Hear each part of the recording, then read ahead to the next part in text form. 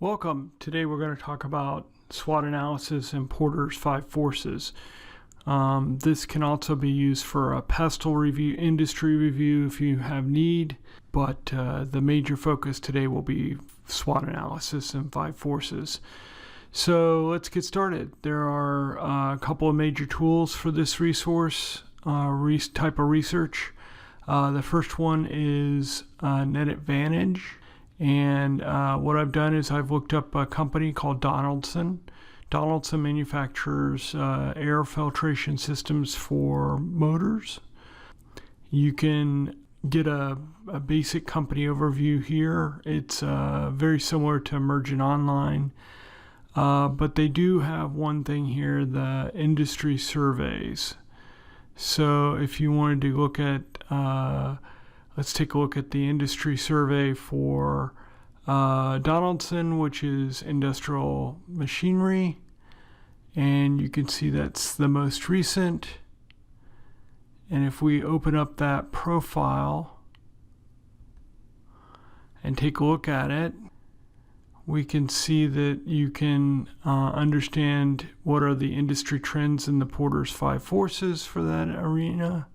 And it gives you the largest companies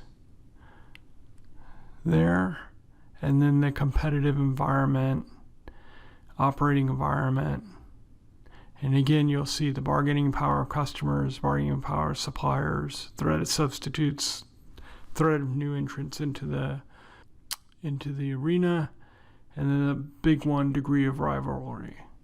So that's your Porter's 5 forces. A SWOT analysis would just take different aspects of these and use them. I would recommend it if you were doing a SWOT analysis that you take a look at this section right here, how to analyze a company in this industry.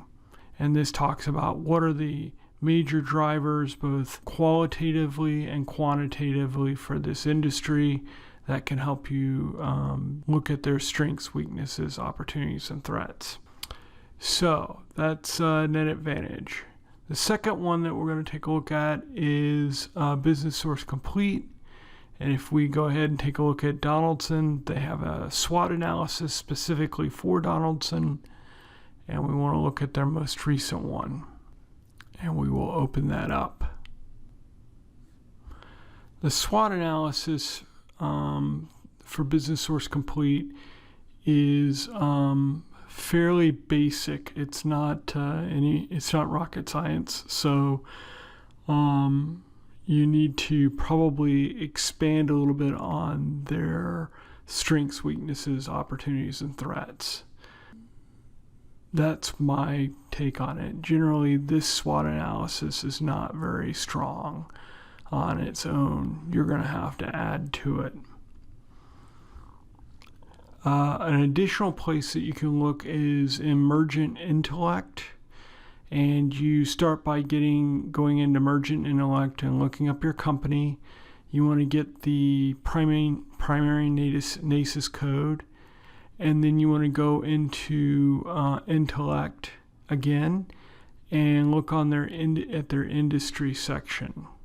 And what you will come up with is a section that looks something like this. It's a little different. You have to put in your email address to validate, and then you have to take that NACES code or the SIC code and do a search for it.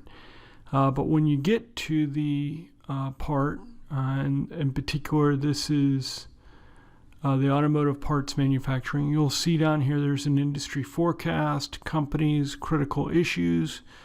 The critical issues, you can see here, customer concentration and international competition, more engineering experience required. I mean, it's really interesting to see how these business challenges kind of play out.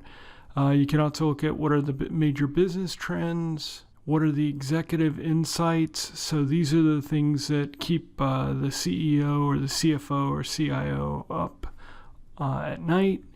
And it covers a wide variety of different discussion points. So these are executive conversation starters. Again, these can be useful as you build your SWOT analysis. If you have more questions on this, take a look at they have a couple of different overviews on how to use this data. Finally, the last place we're going to take a look at is the CSI Market.